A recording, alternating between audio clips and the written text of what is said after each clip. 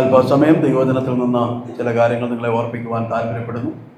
യെശയ്യാവിൻ്റെ പ്രവചനം 44-ാം അധ്യായത്തിൻ്റെ 1 മുതൽ 3 വരെയുള്ള വേദഭാഗങ്ങൾ നമുക്ക് വായിക്കാം. യെശയ്യാവിൻ്റെ പ്രവചനം 44-ാം അധ്യായത്തിൻ്റെ 1 മുതൽ 3 വരെയുള്ള വേദഭാഗം.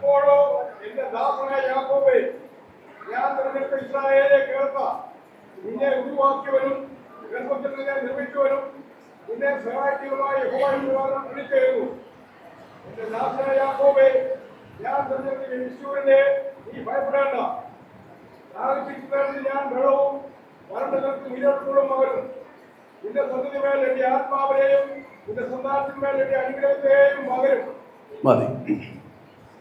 യെശയ്യാവിൻ്റെ പ്രവചനം 44-ാം അധ്യായത്തിൻ്റെ 1 മുതൽ 3 വരെയുള്ള വേദഭാഗങ്ങളാണ് നമ്മൾ വായിച്ച് കേൾക്കുവാനിടയായി. ആ വേദഭാഗത്ത് പ്രവാചകനാകുന്ന യെശയ്യാവിലൂടെ ദൈവം ഒരു ദൂത് നൽകുകയാണ്. ആ ദൂത് യാക്കോബിനോടാണ്, ഇസ്രയേലിനോടാണ്, യെശുരൂനോടാണ് എന്നൊക്കെ പറഞ്ഞാൽ ശരിയാണ്.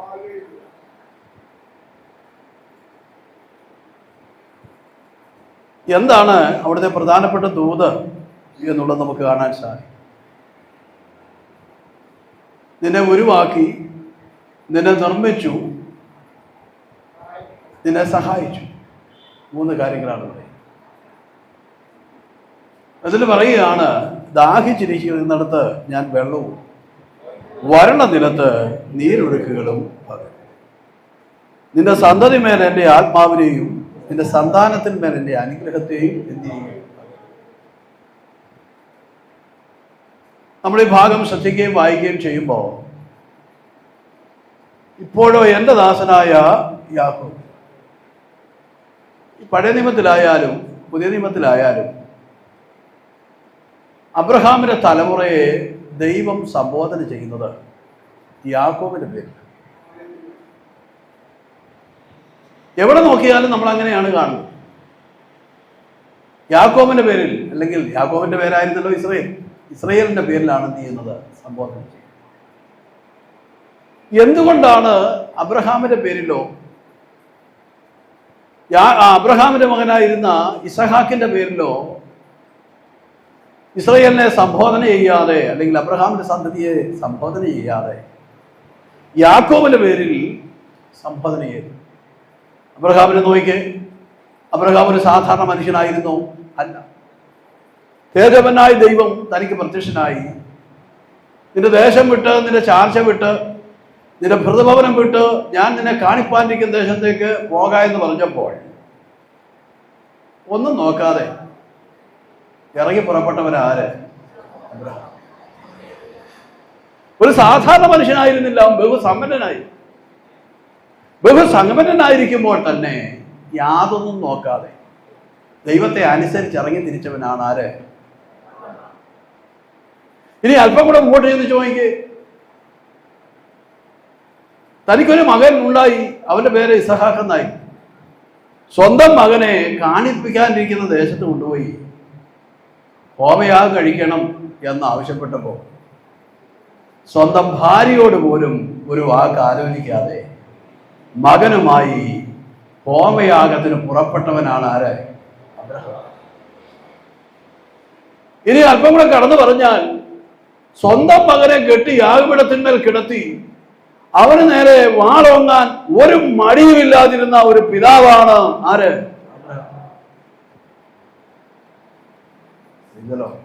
സത്യത്തിൽ അബ്രഹാമിന്റെ പേരിലല്ലേ അബ്രഹാമിന്റെ സന്തതി അറിയേണ്ടത്? തീർച്ചയായിട്ടും നമ്മൾ അങ്ങനെ നമുക്ക് പറയാൻ സാധിക്കും. ഇനി ഇസഹാക്കിനെ നോക്കിക്കേ. ഇസഹാക്ക് മോശക്കാരനാണോ? ഇസഹാക്കിനെ കുറിച്ച് എന്തെല്ലാം കാര്യങ്ങൾ പറയാനായിട്ടുണ്ട്. സ്വന്തം പിതാവ് തന്നെ പിടിച്ചു കെട്ടുമ്പോൾ താൻ ഒരു ബാലനായിരുന്നു എന്നൊക്കെ പറയുന്നെങ്കിലും അവൻ അത്ര ഒരു ബാലനായിരുന്നില്ല. സ്വന്തം പിതാവിനോട് എതിർക്കാൻ കഴിവുള്ള ഒരു യൗവനക്കാരനായിരുന്നു. ഏതാണ്ട് 22 വയസ്സ് പ്രായം ആ സമയത്ത് ഇസഹാക്കിനുണ്ടായിരുന്നു എന്നാണ് വേദശാസ്ത്രികൾ പറയുന്നത്. അപ്പൊ ഏതാണ്ട് 100-ലധികം വയസ്സുള്ള അബ്രഹാം, ഏതാണ്ട് 22 വയസ്സുള്ള യൗവനക്കാരനായ മകൻ, സ്വന്തം പിതാവ് തന്നെ ബന്ധിച്ച് യാഗപീഠത്തിന്മേൽ കിടത്തി തന്നെ ഹോമയാഗമാക്കുവാൻ പോകുന്നുവെന്നറിയാതെ പിതാവിനോട് യാതൊരു ബലപ്രയോഗവും നടത്താതെ പിതാവിന്റെ ഹിതം അങ്ങനെയാണെങ്കിൽ അങ്ങനെ സംഭവിക്കട്ടെ എന്ന് പറഞ്ഞ് പിതാവിന്റെ ഹിതത്തിന് വേണ്ടി ഏൽപ്പിച്ചു കൊടുത്ത് ഇസഹാക്കിനെ അല്ലേ ആ തലമുറയിൽ നമ്മൾ പരിചയപ്പെടുത്തേണ്ടത്. പക്ഷേ ഇസഹാക്കിന്റെ പേര് പറയുന്നു. ഇനി ഇസഹാക്കിനെ സംബന്ധിച്ച് എന്തെല്ലാം പറയാനുണ്ട്. ആ തലമുറയിൽ ഒറ്റ ഭാര്യയിൽ സന്തോഷിച്ച ഒരു മനുഷ്യനുണ്ടെങ്കിൽ അത് ആരേ ഉള്ളൂ? ഇസഹാക്കേ ഉള്ളൂ. ബാക്കിയുള്ളവരെല്ലാം അബ്രഹാം ഉൾപ്പെടെയുള്ള ആളുകൾ ഒന്നിലധികവും പേരെ എന്ത് ചെയ്തു? ഭാര്യമാരായിട്ടും വെപ്പാട്ടിമാരുമായിട്ടും ഒക്കെ സ്വീകരിച്ച് അവരുടെ ജീവിതകാലം കഴിച്ചു കൂട്ടി. പക്ഷേ ഒറ്റ ഭാര്യയിൽ സന്തോഷിച്ച ഒരുവരുണ്ടെങ്കിൽ അത് ആരേ ഉള്ളൂ? ഇസഹാക്ക് മാത്രമേ ഉള്ളൂ.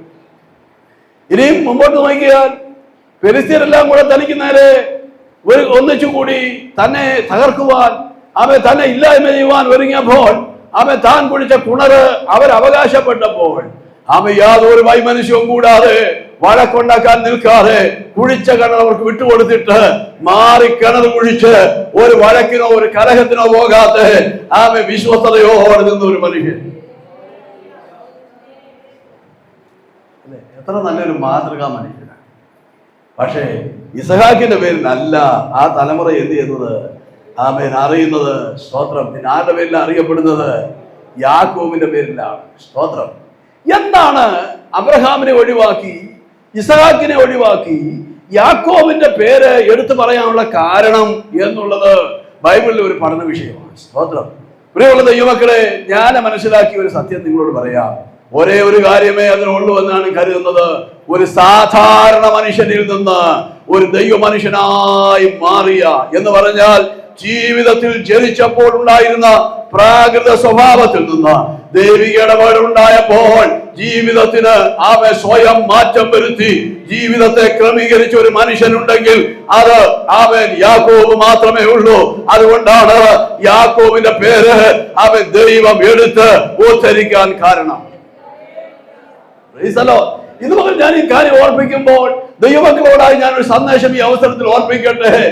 നിന്റെ ജനന സാഹചര്യം, നീ വളർന്ന സാഹചര്യം, നീ പഠിച്ച സാഹചര്യം, നിന്റെ ചുറ്റുപാടുകൾ, നിന്റെ സ്ഥിതിവിശേഷങ്ങൾ ഒരാത്മീയന് യോജിച്ചതോ ആത്മീയമായ നിലവാരത്തിലോ അല്ലായിരിക്കാം. എന്നാൽ ദൈവിക ഇടപെടൽ ഉണ്ടാകുമ്പോൾ ആ പഴയ സാഹചര്യത്തെ ഉപേക്ഷിച്ച് ദൈവനോട് എന്ത് ചെയ്യുവാൻ ആഗ്രഹിക്കുന്നു അതിനായി ദൈവത്തിന് വേണ്ടി സമർപ്പിച്ചു കൊടുക്കുന്ന ഒരുവരുണ്ടോ അവരെയാണ് ദൈവം കരങ്ങളെടുക്കുവാനിടയാകുന്നത്.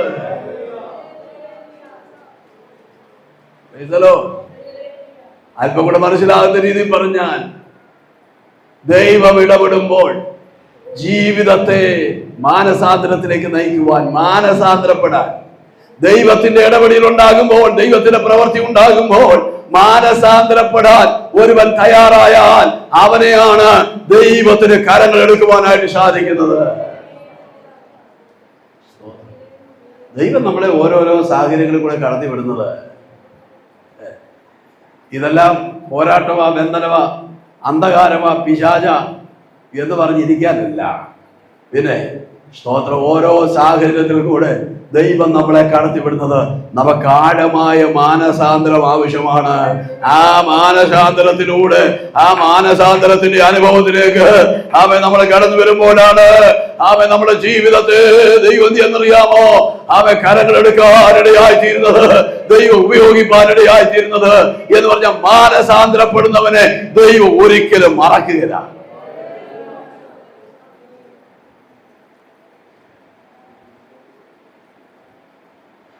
ആവർത്തി പറയട്ടെ, മാനസാന്തരപ്പെടുന്നവരെ ദൈവം ഒരിക്കലും എന്ത് ചെയ്യത്തില്ല. ഒന്ന് പറഞ്ഞ ദൈവങ്ങളെ അവിടെ നിന്ന് പറഞ്ഞാട്ട്, മാനസാന്തരപ്പെടുന്നവരെ ദൈവം ഒരിക്കലും എന്ത് ചെയ്യത്തില്ല.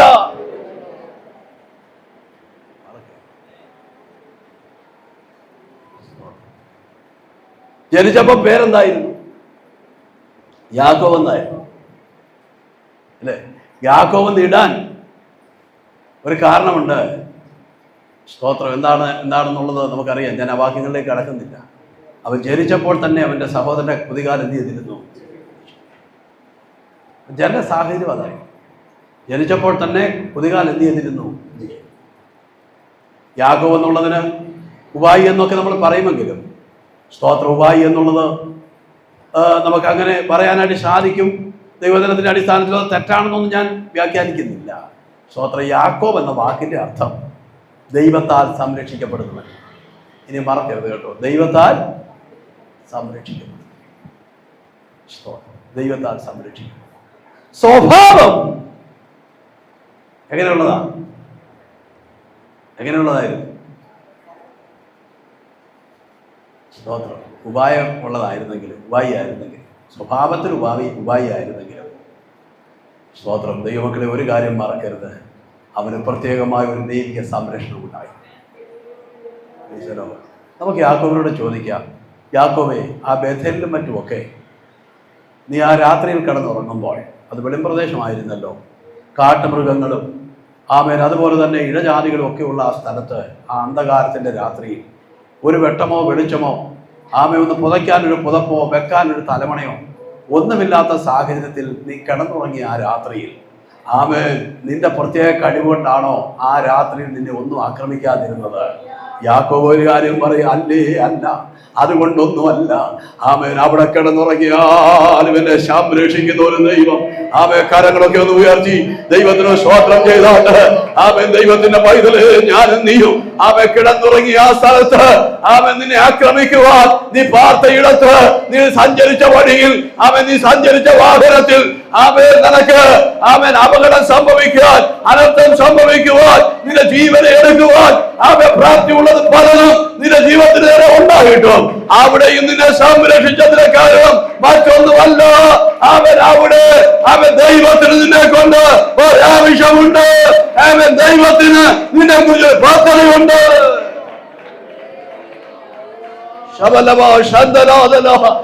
ഇന്ന് പോൽക്കാലം ദൈവം ജലത്തിനോട് ദൈവത്തിന്റെ അരുളപ്പാട് ഇന്ന് പോൽക്കാലം അറിയിക്കുക.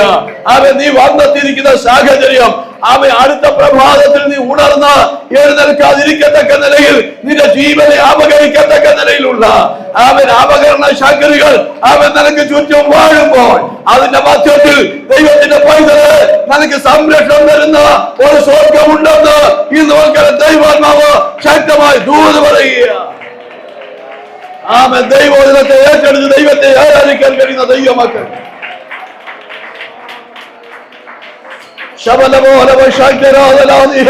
അവന്റെ ജീവനെ അപകരിക്കുവാൻ, അവന്റെ പ്രാണന് നേരെ പതിയിരിക്കുന്ന ചില പതിയിരുമ്പോൾ ഈ ദിവസങ്ങൾ നിനക്കെതിരെ ഉണ്ടെന്ന് ദൈവാത്മാവ് ദൂത് പറയുമ്പോൾ,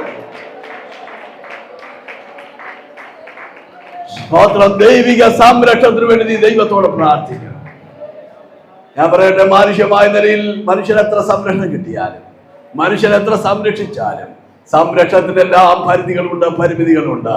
എന്നാൽ ദൈവം സംരക്ഷിച്ചാൽ അത്രത്തോളം സംരക്ഷിക്കപ്പെടുവാൻ, അത്രത്തോളം സൂക്ഷിക്കുവാൻ ലോകത്തിലെ ഒരു ശക്തിക്കും കഴിയുകയില്ലെന്നുള്ള കാര്യം ഇന്ന് പോൽക്കാലം ദൈവം നമ്മോട് സംസാരിക്കുക. അതുകൊണ്ട് ദൈവം അതിനെ ഏറ്റെടുത്ത് ദൈവത്തെ ശക്തിയോടെ ആരാധിക്കാൻ കഴിയുന്ന ദൈവമക്കൾ ഒരുമിച്ച് ദൈവത്തിന് സ്തോത്രം ചെയ്താട്ട് ഈ ബഥേലിലെ കറുത്തിന്റെ രാത്രിയിൽ പുതയ്ക്കാനൊരു പുതപ്പില്ലാത്ത സ്ഥാനത്ത്, വെക്കാനൊരു തലമണയില്ലാത്ത സ്ഥാനത്ത്, ഹിംസജീവികളുടെ നടുവിൽ, ആ ശൂന്യതയിൽ ആ വെളിമ്പ്രദേശത്ത് നിന്നെ പരിപാലിക്കാൻ കഴിയുന്ന ഒരു ദൈവമുണ്ടെന്ന് ഇന്ന് വൽക്കാലം യാക്കോബേ നിന്നോട് ദൈവാത്മാവ് ദൂത് പറയുക.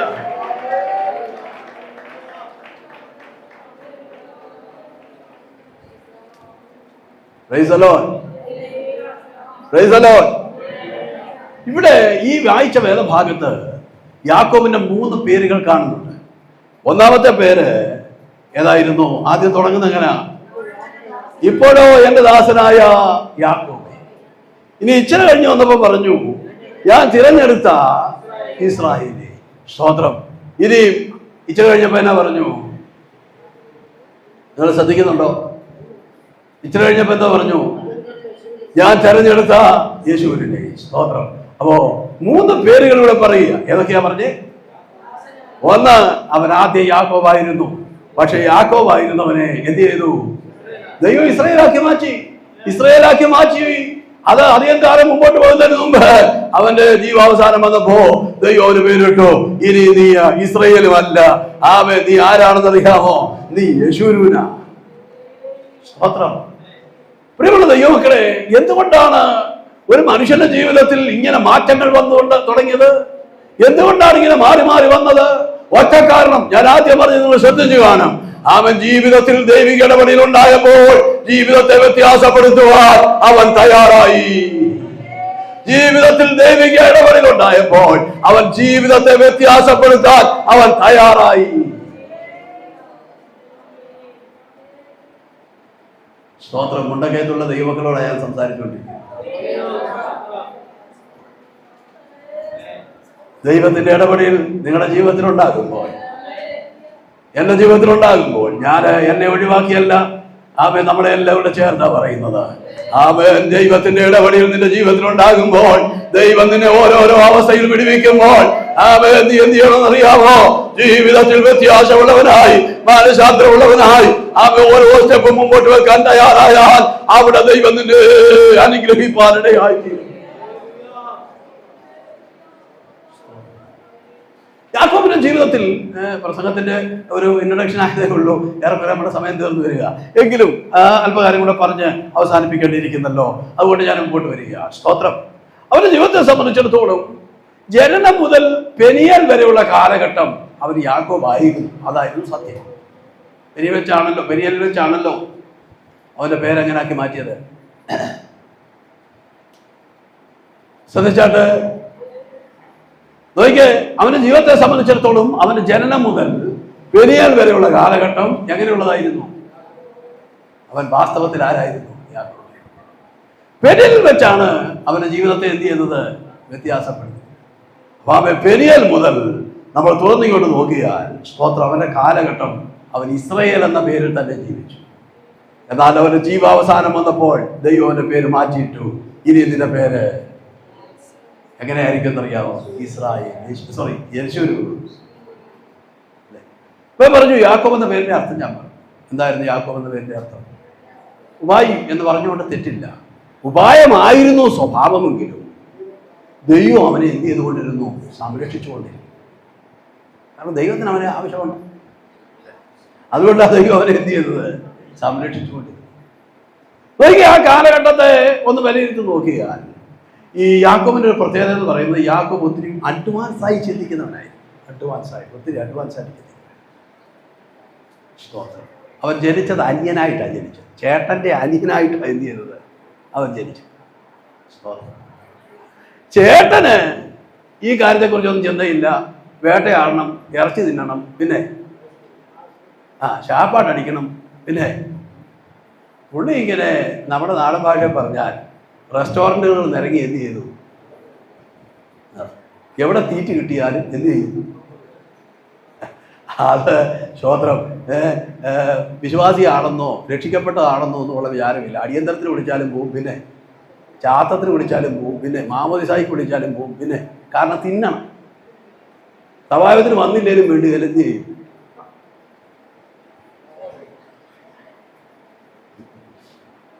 ചിലർക്കൊക്കെ ഒരു ഇരുട്ട് മുഖത്ത് വ്യാപരിച്ച പോലെ ഒരു അല്ലേ സ്തോത്രം. എവിടെ ഗുണപ്പെടാനാ? ഒരിക്കലും ഗുണപ്പെടുകയില്ല. എവിടെ എല്ലാ പരിപാടിയുണ്ട് അതിനെല്ലാം ആരുണ്ട്? ഒന്ന് പറ. യേശാവുണ്ട്. അവിടെ വിശ്വാസിയാണെന്നോ രക്ഷിക്കപ്പെട്ടതാണെന്നോ അല്ലേ ദൈവയുടെ ഒന്നോ വീട്ടിൽ ജനിച്ചാണെന്നോ ഇതൊന്നും പുള്ളിക്ക് എന്തോ അല്ല, ഒരു വിഷയമല്ല. സ്തോത്രം. തിന്നണം. ഇതാ പുതിയ നിയമത്തിൽ അങ്ങനെ ഒരു കൂട്ടരുണ്ട്. അവരുടെ പേരാ ക്രേത്തർ. ക്രേത്തർ ആരാണ്? മടിയന്മാരായ പെരുവയറന്മാരാണെന്ന് പൗലോസ് ലേഖനം എഴുതുമ്പോൾ എന്ത് ചെയ്തിട്ടുണ്ട്? എഴുതിയിട്ടുണ്ട്. അപ്പോ എങ്ങനെയെങ്കിലും വല്ലതും എന്ത് ചെയ്യണം? വല്ലതും കാര്യം മാത്രം. പക്ഷേ യാക്കോബിനെ സംബന്ധിച്ച് അവൻ അങ്ങനല്ലായിരുന്നു. അവന് തീറ്റി ഒന്നും ഒരു പ്രശ്നമല്ല. അവൻ അഡ്വാൻസ് ആയിട്ട് കാര്യങ്ങളെ ചിന്തിക്കുന്നവനായി. അവൻ ജനനത്തിൽ അവൻ ചിന്തിച്ചു. വളരെ നാൾ കഴിഞ്ഞപ്പോൾ അവൻ ചിന്തിച്ചു, ഒരിക്കൽ അപ്പൻ തന്റെ സ്വത്തുക്കൾ വീതം വെക്കും. അപ്പൻ സ്വത്തുക്കൾ വീതം വെക്കുമ്പോൾ ജനനമനുസരിച്ച് ഇരട്ടി പങ്ക് ആർക്കാ കിട്ടേണ്ടത്? യേശാവിനാ കിട്ടേണ്ടത്. സ്തോത്രം. അതുകൊണ്ട് ഇരട്ടി പങ്ക് ആർക്ക് പോകുമെന്നുള്ളത് ആദ്യം ആർക്കറിയാം? യാക്കോബിന് നന്നായിട്ടറിയാം. അതുകൊണ്ട് യാക്കോബ് എന്ത് എന്നറിയാമോ? യാക്കോബ് തീരുമാനിച്ചു ഇതെങ്ങനെയെങ്കിലും ഈ ജ്യേഷ്ഠാവകാശം ഒന്ന് പ്രാപിക്കണം. Praise the Lord. അവൻ ഒറ്റ ഒരാഗ്രഹമേ ഉള്ളൂ, എന്ത് ചെയ്യണം? ജ്യേഷ്ഠാവകാശം പ്രാപിക്കണം. Praise the Lord. അവൻ അതിനുവേണ്ടി എന്ത് ചെയ്യാന്നറിയാം? അവന്റെ ഹൃദയം ഇങ്ങനെ അവൻ വെമ്പൽ കൊണ്ടിരിക്കുക. അവൻ ഓരോ ദിവസവും എന്ത് ചെയ്തുകൊണ്ടിരിക്കുക? അവൻ എങ്ങനെ ജ്യേഷ്ഠാവകാശം പ്രാപിക്കാൻ കഴിയും? ജന്മം കൊണ്ട് ഇങ്ങനെ ആയിപ്പോയി, പക്ഷെ എങ്ങനെ ജ്യേഷ്ഠാവകാശം പ്രാപിക്കാൻ കഴിയും? സ്തോത്രം. ഇങ്ങനെ ചിന്തിച്ച് ചിന്തിച്ച് ചിന്തിച്ച് ഇരിക്കുമ്പോഴാണ് ഒരു ദിവസം ഒരു അവസരം എന്ത് ചെയ്തത്? കിട്ടിയത്. അവസരം കിട്ടിയപ്പോൾ അവൻ എന്ത് ചെയ്യുന്നറിയാമോ? അവൻ അവസരം നന്നായിട്ട് വിനിയോഗിച്ചു. സ്തോത്രം. അവൻ ചേട്ടനോട് പറഞ്ഞു, പായസത്തെ വരേലും തരാം, ഒരു പ്രശ്നവുമില്ല, അവൻ ഒറ്റ കാര്യം ചെയ്താൽ മതി, അവൻ നിന്റെ ജ്യേഷ്ഠാവകാശം എനിക്ക് തന്നാ മതി. അവൻ പറയട്ടെ, ബോധമില്ലാത്ത അവൻ അത് തീറ്റിപ്രിയനായ യേശാവിനുണ്ടല്ലോ ഈ കാര്യത്തിന് ഗൗരവമൊന്നും ചിന്തിക്കാനോ മനസ്സിലാക്കാനോ കഴിഞ്ഞില്ല. അവനത് എന്തെന്നറിയാമോ? വിട്ടുകളഞ്ഞു. ഒരു ഊണിന് ജ്യേഷ്ഠാവകാശം വിറ്റുകളഞ്ഞ യേശാവെന്ന് യൂദ ലേഖനം എഴുതി.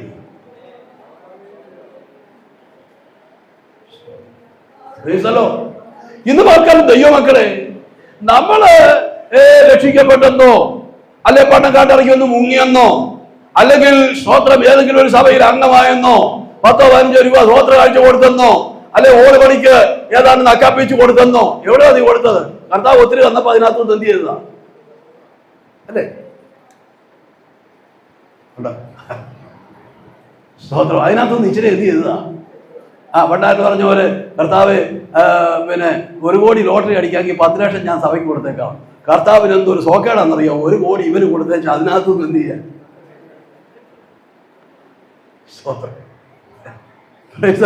എന്ന് പറഞ്ഞാൽ ഒത്തിരി കിട്ടിയപ്പോ അതിനകത്ത് ആവശ്യമൊക്കെ കഴിഞ്ഞ് പാത്ത് വെച്ചതിനകത്ത് ഇച്ചിരി എന്ത് ചെയ്തതാ? അനനിയാസ് തപ്പീറാക്കി കൊടുത്തെന്ന് പറഞ്ഞ പോലെ അവൻ ഒത്തിരി ഉണ്ടായിരുന്നു, അതിനകത്തുനിന്ന് ആവശ്യം കഴിഞ്ഞ് ബാക്കി കുറെ പാത്ത് വെച്ചതിനകത്ത് ഇച്ചിരി എന്ത് ചെയ്തു? എന്നിട്ട് ഇതിന്റെ കമ്പിയെ കടിച്ചു പിടിച്ചാൽ കിടക്കുക. സ്തോത്രം. എന്റെ പാത്രം ഇങ്ങനെയൊക്കെ പറയാമെന്നാ ചിലരുടെ മുഖമൊക്കെ കണ്ടിട്ട്. ഇതിൽ കുറഞ്ഞത് എന്നാ പറയേണ്ടത്? ഞാൻ ഉൾപ്പെടെ എല്ലാവരുടെയും കാര്യം പറയുന്നു. എന്നെ ഒഴിവാക്കി ഞാൻ ഈ സ്റ്റേജിൽ നിൽക്കുന്നത് കൊണ്ട് ഞാൻ വിശുദ്ധനാണെന്നല്ല. ദൈവം നമുക്ക് ഒത്തിരി തന്നപ്പോൾ അതിന് വീതം അല്പം എന്തെങ്കിലും കൊടുത്തിട്ട് ഞാൻ കൊടുത്തു എന്ന് പറഞ്ഞ് ഞാൻ തുള്ളിക്കൊണ്ട് നടത്തിട്ട് ഒരു കഥയുമില്ല ദൈവമക്കളെ. സ്തോത്രം. അതൊക്കെ ദൈവം തന്നതിൻ്റെ ഒരു അംശം നമ്മൾ കർത്താവിന് വേണ്ടി കൊടുക്കാൻ പ്രാപ്തി വന്നതിന് ദൈവത്തിന് നന്ദി പറയും. അത് ദൈവത്തിനാണ് കൊടുത്തതെന്നുള്ള ചിന്തയോടുകൂടി നമ്മൾ ജീവിക്കുകയും ചെയ്താൽ നമ്മുടെ ജീവിതം ധന്യവും അനുഗ്രഹവുമായി മാറാനിടയായിത്തീരും. ഓക്കെ, ഞാൻ മുമ്പോട്ട് വരട്ടെ. അവൻ യാക്കോബിന് എപ്പോഴും ഉള്ള ഒരു ചിന്ത, എങ്ങനെയെങ്കിലും എന്ത് ചെയ്യണം? അനുഗ്രഹം പ്രാപിക്കണം. അവസരം കിട്ടിയപ്പോൾ അവൻ നന്നായി അത് എന്ത് ചെയ്തു? വിനിയോഗിച്ചു. അവൻ എന്ത് ചെയ്യുന്നറിയാമോ? ജ്യേഷ്ഠനോട് എന്ത് ചെയ്യുക? ആ ജ്യേഷ്ഠാവകാശം വാങ്ങി. യേശാവിന് ആ കാര്യത്തെക്കുറിച്ച് ചിന്തയില്ലായിരുന്നു.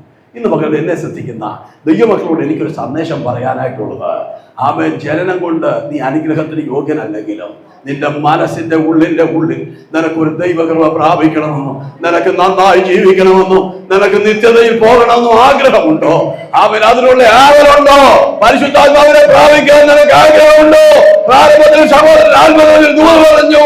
ആമേൻ, ഈ കാലഘട്ടത്തിൽ പരിശുദ്ധാത്മാവില്ലാതെ ഒരൊറ്റ മനുഷ്യനും ജീവിക്കാൻ കഴിയുകയില്ല.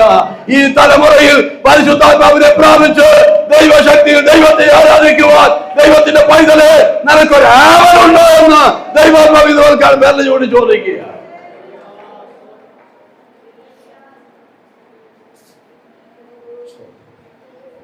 സ്ഥിതി മാറാനുള്ള അവസ്ഥ, സാഹചര്യം അതേ ഉള്ളൂ. അപ്പൊ അതുകൊണ്ട് പ്രാപിക്കാനുള്ള ഒരു ആഗ്രഹമുണ്ടെങ്കിൽ അവസരം ആരും ഒരുക്കി തരും? ദൈവം ഒരുക്കി തരും. ആഗ്രഹമില്ലാത്തവന് എന്നാ കണ്ടാൽ? ആഗ്രഹമുണ്ടോ അതിനുള്ള അവസരം ആരും ഒരുക്കി തരും?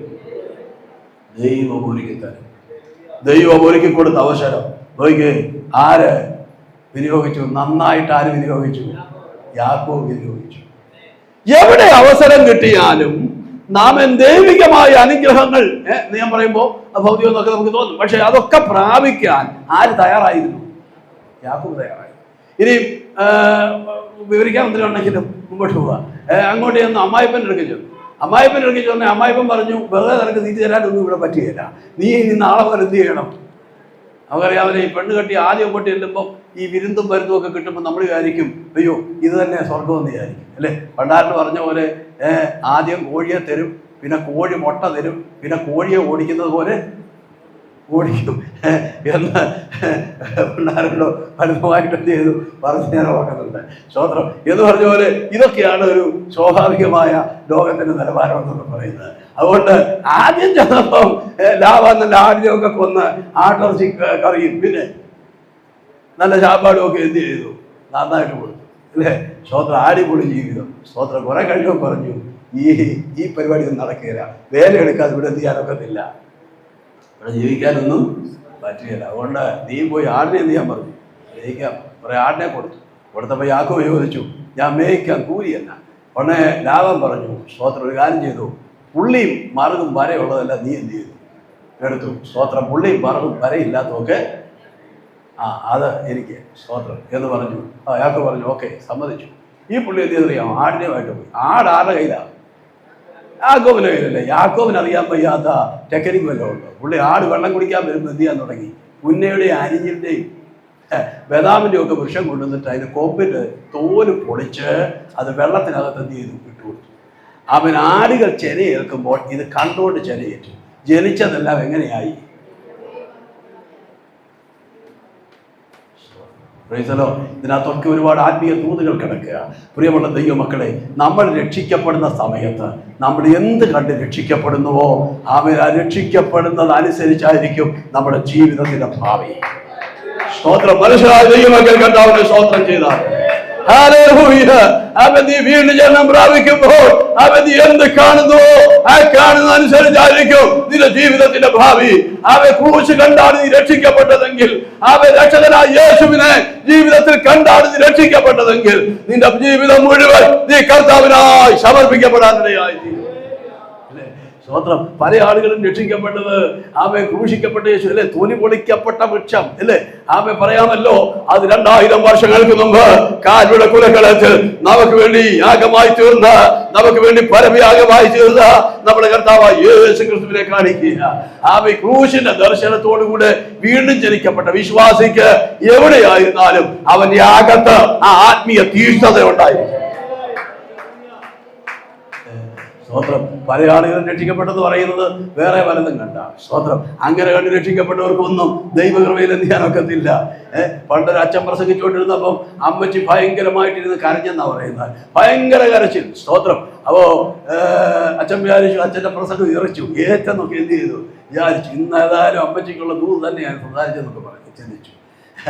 യോഗം കഴിഞ്ഞ് കഴിഞ്ഞാൽ അച്ഛൻ ഇറങ്ങി ചെന്ന് ചോദിച്ചു, അമ്മച്ചി ഇത്രമാത്രം കരഞ്ഞ് ഈ ദൂത് ഏറ്റെടുക്കാനുള്ള കാരണം എന്താ? അമ്മച്ചിയുടെ അനുഭവമാണോ ഞാൻ പ്രസംഗിച്ചത്? ഉടനെ പറഞ്ഞു, അതേ അച്ഛ, അച്ഛൻ്റെ പ്രസംഗമൊക്കെ ഞാൻ ശ്രദ്ധിച്ചുകൊണ്ടിരുന്നു. സ്തോത്രം. മറ്റൊന്നും കൊണ്ടല്ല അച്ഛ, സ്തോത്രം, ഞാൻ കരഞ്ഞു പോയത് ഈ കഴിഞ്ഞ ദിവസം ഞങ്ങളുടെ മുട്ടാടി അത്തുപോയി. ഞങ്ങളുടെ ആടിന്റെ മീശയും അച്ഛൻ്റെ മീശയും എന്ത് ചെയ്യുന്നു, ഒരുപോലെ ഇരിക്കുന്നു. അതോർത്ത് ഞാൻ എന്ത് ചെയ്തതാ, ഞാൻ കരഞ്ഞാ പറഞ്ഞു. അപ്പോ സ്തോത്രം. അമ്മച്ചി ശ്രദ്ധിച്ചത് മുഴുവൻ ഏതാ? അച്ഛൻ്റെ മീശയും കഴിഞ്ഞ ദിവസം ചത്തുപോയ ആടിന്റെ മീശയും ഒരുപോലെ. അപ്പൊ അത് ഓർത്ത് എന്ത് ചെയ്തു പോയതാ, എന്റെ സഹോദരി സഹോദരന്മാരെ, ആമേ ഇതുപോലൊക്കെ വല്ലോന്റെ മീശ കണ്ടു, വല്ലോന്റെ അത് കണ്ടു ഇത് കണ്ടു ഒക്കെ പെന്തക്കോസ് വന്നു കയറി ഒത്തിരി എണ്ണമുണ്ട്. ആമേ ഇതിനെ ഒന്നും ശരിയാക്കാൻ ആരെ കൊണ്ടും പറ്റുകയില്ല. ക്രൂശിന്റെ ദർശനം പ്രാപിച്ച്, ക്രൂശിനെ കണ്ട് ആമേ വീണ്ടും ജന്മം പ്രാപിച്ച്, ക്രൂശിന്റെ ദർശനത്തോടുകൂടെ ജീവിക്കുന്ന അവൻ ദൈവത്തിന്റെ പൈതല്, അവൻ നിന്നെ ശ്രേഷ്ഠമായി നടത്തുവാൻ അവൻ മതിയായ ഒരു ദൈവമുണ്ട്. അവൻ നീ എന്ത് കണ്ട് വീണ്ടും ജന്മം പ്രാപിക്കുന്നുവോ അതായിരിക്കും നിന്റെ ആത്മീയ ജീവിതത്തിന്റെ സ്വഭാവങ്ങളുടെ കാര്യം. ഇത് മക്കൾ ദൈവോദരം നമ്മെ എന്ത് ചെയ്യുക? ഇതെല്ലാം യാക്കോബിന് ഒരു പ്ലാൻ ഉണ്ട്, ഒരു പദ്ധതി ഉണ്ട്. സ്തോത്രം. നോക്കിക്കേ, അവസരം കിട്ടുന്നതൊക്കെ യാക്കോബ് എന്ത് എന്നറിയാമോ, അതൊക്കെ നന്നായിട്ട് കൈകാര്യം ചെയ്യുന്നവനായിരുന്നു. അപ്പോൾ തന്നെ മറ്റൊരു ഭാഗത്ത് പറഞ്ഞാൽ എന്ത് പറയുന്നതിനും പുള്ളിക്ക് എന്തോ ഇല്ല, ഒരു മടിയുമില്ല. സ്തോത്രം. കയ്യില് ആട്ടിറച്ചി ഇരിക്കുമ്പോ കുഞ്ഞെ കയ്യിലിരിക്കുന്ന എന്നാന്ന് ചോദിച്ചാൽ കാട്ടിറച്ചിയാണെന്ന് മുഖത്ത് നോക്കി പറയാൻ ഒരു മടിയുമില്ല. ശരിയല്ലേ? എങ്ങനെ അങ്ങനെ നുണ പറയുന്നു അല്ലെ? നമ്മൾ പറയാറുണ്ട് മുഖത്ത് നോക്കി എങ്ങനെ ഈ നുണ, കയ്യിലിരിക്കുന്ന ഏതാ? ആട്ടർച്ചിയാ. സ്തോത്രം. പക്ഷേ അപ്പനോട് പറഞ്ഞ എന്താ? സ്തോത്രം, കാട്ടർച്ചിയാ എന്ന് പറയാൻ ഒരു മടിയും ഇല്ല. സ്തോത്രം. അതുപോലെ തന്നെ ഇത്ര പിടിയെന്ന് കിട്ടിയോ എന്ന് ചോദിച്ചപ്പോ ചാടിക്കറി പറഞ്ഞു, നിന്റെ ദൈവമായ യഹോവ എനിക്ക് നേരെ എന്ന് പറഞ്ഞു, വരുത്തി തന്നെന്ന് കയറി പറഞ്ഞു. ഇങ്ങനൊക്കെ പറയാൻ എങ്ങനെയാ അല്ലേ? നമ്മുടെ എന്നെ കുറിച്ച് പറയാറുണ്ടല്ലോ, എങ്കിലും ഇങ്ങനൊക്കെ പറയാൻ എങ്ങനെ മനസ്സ് അല്ലേ? ഇതൊക്കെ വിശ്വാസികളല്ലേ? ഇങ്ങനൊക്കെ പറയാൻ എങ്ങനെ മനസ്സ് തോന്നും. സ്തോത്രം. അതുപോലെ തന്നെ നീ ആരാണെന്ന് അപ്പം ചോദിച്ചപ്പോ നിന്റെ മൂത്ത മകനായ ഏശാവാണെന്ന് പറയാൻ വല്ല വഴിയുണ്ടോ? ഒരു വഴിയില്ല. സ്തോത്രം. അപ്പൊ ഇങ്ങനെയുള്ള ഒരു മനുഷ്യനാണ് ആര്? യാക്കോബ്. സ്തോത്രം. പക്ഷേ ദൈവിക സംരക്ഷണം അവനുണ്ടായിരുന്നു. ഇവിടെയുള്ള ദൈവമക്കളെ, ഇന്ന് മകൾ ഞാനൊരു സത്യം നിങ്ങളോട് പറയട്ടെ. നമ്മുടെ സ്വഭാവത്തിന്റെ വിശേഷത കൊണ്ടല്ല ദൈവം നമ്മളെ സംരക്ഷിക്കുന്നത്. നമ്മുടെ സ്വഭാവം ദൈവത്തിന് നന്നായിട്ട് അറിയാം. ഒറ്റ ഒരു കാര്യം കൊണ്ട്, നിന്റെ കുടുംബത്തെ കൊണ്ട്, അവൻ നിന്നെ കൊണ്ട് ദൈവത്തിനൊരു ആവശ്യമുണ്ട്, ദൈവത്തിനൊരു പദ്ധതി ഉണ്ട്. ആ ദൈവിക പദ്ധതി അവൻ വെളിപ്പെടുത്തുവാൻ ദൈവം നിനക്ക് നൽകുന്ന സംരക്ഷണമാണ്. അവൻ എന്നുള്ള കാര്യം ദൈവമൊക്കെ ഒരിക്കലും എന്ത് ചെയ്യരുത്, ഞാൻ ദൂത് ചുരുക്കുക. യാക്കോബിനെ ഇപ്പോൾ നമ്മളെ സമർത്ഥിച്ചാൽ നമുക്ക് ഇങ്ങനെ സമർത്ഥിക്കാൻ സാധിക്കും. സാധ്യതയുടെ മേലും സ്വയത്തിന്റെ മേലും ലോകമയത്തിന്റെ മേലും ജഡത്തിന്മേലും ജയമില്ലാത്ത ഒരു ആത്മീയൻ എന്ന് നമുക്ക് വിശേഷിപ്പിക്കാം. ജനനം മുതൽ പെനിയൽ വരെയുള്ള ജീവിതാനുഭവത്തെ വിലയിരുത്തിയാൽ എങ്ങനെ പറയാം? സ്വാർത്ഥനാണോ എന്ന് ചോദിച്ചാൽ സ്വാർത്ഥന. സ്വയത്തം ഇതുവരെ വെടിഞ്ഞിട്ടില്ല. വെടിഞ്ഞിട്ടുണ്ടോ? ഇല്ല. അതുപോലെ ലോകമയത്വത്തിന് വല്ല മാറ്റവും ഉണ്ടോ? ഇടയ്ക്ക് പാടും, ലോകം വേണ്ട, എനിക്ക് ഒന്നും വേണ്ട എന്നൊക്കെ പാടും. പക്ഷേ ലോകമയത്വത്തിന് വല്ല മാറ്റവും വന്നിട്ടുണ്ടോ? ഒരു മാറ്റവും. സ്തോത്രം. ഇത് ഓണക്കൊരു ചെടികൻ. ആരും അത്ര ഒരു ചെടികൻ. ആത്മീയനാണോ എന്ന് ചോദിച്ചാൽ ഇടയ്ക്ക് പ്രാർത്ഥനയും സ്തോത്രവും പിന്നെ 2-3 അന്യഭാഷയൊക്കെ ഇടയ്ക്ക് എന്ത് ചെയ്യുന്നുണ്ട്. ഇങ്ങനെയുള്ള ഒരു മനുഷ്യനായിരുന്നു ആരായ. പക്ഷെ ആ പെനിയലിൽ വെച്ച് ദൈവത്തിൻ്റെ ഇടപെടലുണ്ടായി. അവന്റെ സ്വാർത്ഥത വിട്ടു. പറഞ്ഞില്ല, ഇനി ഞാൻ സ്വാർത്ഥനായി ജീവിക്കുകയില്ല. അവന്റെ സ്വയത്തത്തെ അവൻ എന്ത് ചെയ്യുന്നറിയാം? ഉപേക്ഷിച്ചു. മാത്രമല്ല അവൻ ലോകമയത്തിൽ നിന്ന് അവൻ വേർപാട് പാലിച്ചു. ജഡികമായ അവസ്ഥകളെ എന്ത് ചെയ്യുന്നറിയാം? അവൻ ഉപേക്ഷിച്ചു. അവനൊരു തികഞ്ഞ ആത്മീയനായി ദൈവം എന്നെ നടത്തിയാൽ, ദൈവം എന്നെ നടത്തുന്ന കാലത്തോളം ഞാൻ ദൈവത്തിനായി ജീവിക്കുമെന്ന് അവൻ എന്ത് ചെയ്തു? ഒരു സമർപ്പണമുള്ളവനായി മാറി. അവിടെ ദൈവം അവനോട് ദൂത് പറഞ്ഞു, ഞാൻ നിന്നെ ഉരുവാക്കിയവനാ, ഞാൻ നിന്നെ നിർമ്മിച്ചവനാ, ഞാൻ നിന്നെ സഹായിക്കും യാക്കോബേ. യാക്കോബ് ഇസ്രയേലായി മാറുമ്പോഴാണ് ദൈവം അവനെ സഹായിക്കാൻ തുടങ്ങുന്നത്. ഇന്ന് പകൽക്കാലം ദൈവമക്കളെ, നമ്മുടെ ജീവിതത്തിൽ ചില വ്യത്യാസങ്ങൾ വരുമ്പോൾ നമ്മുടെ ജീവിതത്തെ വ്യത്യാസപ്പെടുത്തുവാൻ കഴിയുന്ന നമ്മുടെ ജീവിതത്തിന്മേൽ ഇടപെടുന്ന ഒരു സർവശക്തനായ ദൈവമുണ്ടെന്നുള്ള കാര്യം മറക്കരുത്. അത് കഴിഞ്ഞ് ദൈവം അവനെ വ്യത്യാസപ്പെടുത്തി. അവൻ ഇസ്രയേലല്ലാതായി. അവൻ ആരായി മാറി? അവൻ യേശുവിനായി മാറി. കർത്താവിനോട് ചില അടുത്ത ആഴ്ച ഞാൻ ഈ തുടരും. ഇപ്പോൾ ഇവിടെ അവസാനിപ്പിക്കുക. നമ്മുടെ കണ്ണുകൾ അടയ്ക്കാം. നമുക്ക് ദൈവസന്നിധിയിൽ പ്രാർത്ഥിക്കാം. ഒരു നിമിഷം എല്ലാ ദൈവങ്ങളും ചേർന്ന് പ്രാർത്ഥിച്ചാൽ, പിതാവേ, നിന്റെ കരങ്ങൾ എന്നെ സമർപ്പിക്കാൻ. ഇന്ന് പകൽ നീ എന്നോട് സംസാരിച്ചല്ലോ. ആമേൻ. ഇന്ന് നമ്മളോട് സംസാരിച്ച ഏറ്റവും പ്രധാനപ്പെട്ട സന്ദേശം, അബ്രഹാമിന്റെ പേര് ഒഴിവാക്കി, ഇസഹാക്കിന്റെ പേര് ഒഴിവാക്കി, യാക്കോബിന്റെ പേര്, ഇസ്രയേലിന്റെ പേര്, യേശുവിന്റെ പേര് സ്വർഗം എടുത്തു പറയാനുള്ള കാരണം മറ്റൊന്നുമല്ല. അവൻ ദൈവിക ഇടപെടൽ ഉണ്ടാകുമ്പോൾ അവൻ സ്വയം മാനസാന്തരത്തിന് വേണ്ടി സമർപ്പിക്കപ്പെടുന്ന ഒരു മനുഷ്യനായിരുന്നു. ഈ ദിവസങ്ങളിൽ ദൈവം നിന്നോട് ഇടപെടുമ്പോൾ, ദൈവം നമ്മളോട് സംസാരിക്കുമ്പോൾ, കർത്താവേ, നിന്റെ ഹിതത്തിനായി ഞാൻ ഏൽപ്പിക്കുന്നെന്ന് പറഞ്ഞ് ഒരു സമർപ്പണത്തിന് വേണ്ടി ദൈവത്തിന്റെ പൈതല് ആമൻ ഞാൻ നീ തയ്യാറാകുമ്പോ അവിടെ ദൈവത്തിന്റെ വലിയൊരു പ്രവൃത്തി വെളിപ്പെടാനിടയാകും. ആമൻ. നമുക്കൊന്ന് സമർപ്പിക്കാം. കർത്താവേ, ഈ ദിവസങ്ങളിൽ ഞാൻ കടന്നു പോകുന്ന ഈ അനുഭവം അനുഭവം. അവൻ ഈ ബദൽ ഞാൻ എന്റെ ഒറ്റപ്പടിയിൽ എന്റെ ഈ അവസ്ഥ ഇവിടെ ഒരു വെക്കാൻ ഒരു തലമുണയില്ല, ഇവിടെ പുറയ്ക്കാൻ ഒരു പുതപ്പില്ല, ഇവിടെ കൂട്ടുകിടക്കുവാൻ ആരുമില്ല. ഈ ഒറ്റപ്പെട്ട അനുഭവത്തിൽ ദൈവം എന്നെ ആക്കി തീർത്തത് മറ്റൊന്നിനുമല്ല. എന്റെ ദൈവത്തിന് എന്നെ ആവശ്യമുണ്ട്. ദൈവമേ, നിന്റെ ഹിതത്തിനായി നിന്റെ ഇഷ്ടത്തിനായി ഞാൻ സമർപ്പിക്കുന്നത്. ആ കരങ്ങളൊന്ന് ഉയർത്തി ദൈവത്തോടൊന്ന് പ്രാർത്ഥിക്കുവാൻ ഈ സഭായോഗത്തിൽ ദൈവത്തിന്റെ പൈതല് നീ ഒന്ന് തയ്യാറാക. കർത്താവ്, എന്റെ അവസ്ഥ ഇതായി പോയല്ലോ, എല്ലാവരും എന്നെ കൈവിട്ടല്ലോ, എല്ലാവരും എനിക്ക് അതിവിദൂരമായിരിക്കുന്നല്ലോ എന്ന് ഭാരപ്പെട്ട് നീ വന്നിരിക്കുന്ന വ്യക്തിയായിരിക്കാം. എന്നാൽ ഇന്ന് വളരെ ശക്തമായി ദൈവാത്മാവ് ദൂതപ്പെടുക. നിന്നെ ദൈവത്തിന് ആവശ്യമുണ്ട്.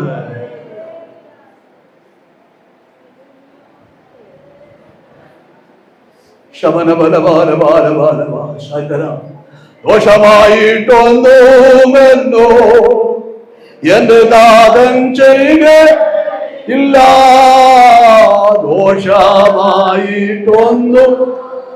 നോടെന്റെ ദാതൻ എന്റെ അവനാടി ചാലൂ. അവൻ എന്നെ സ്നേഹിക്കുന്നോ എന്റെ അവൻ ചാലൂ. അവൻ എന്നെ സ്നേഹിക്കുന്നോ. കഷ്ടനഷ്ടമേറി ചേർന്ന് പാടിക്കാൻ ഭാഗ്യവാനായി തീരും ഞാൻ. കഷ്ടനഷ്ടമേറി വന്നാൽ ഭാഗ്യം ഞാൻ. കഷ്ടമേറ്റാക്കാത്ത ഓരോ കൂട്ടാളിയായി തീരുന്നോ ഞാൻ. കഷ്ടമേറ്റാക്കാത്ത ഓരോ കൂട്ടാളിയായി തീരുന്നു ഞാൻ. ദുഃഖത്തിന്റെ പാത്ര കർത്താവിന്റെ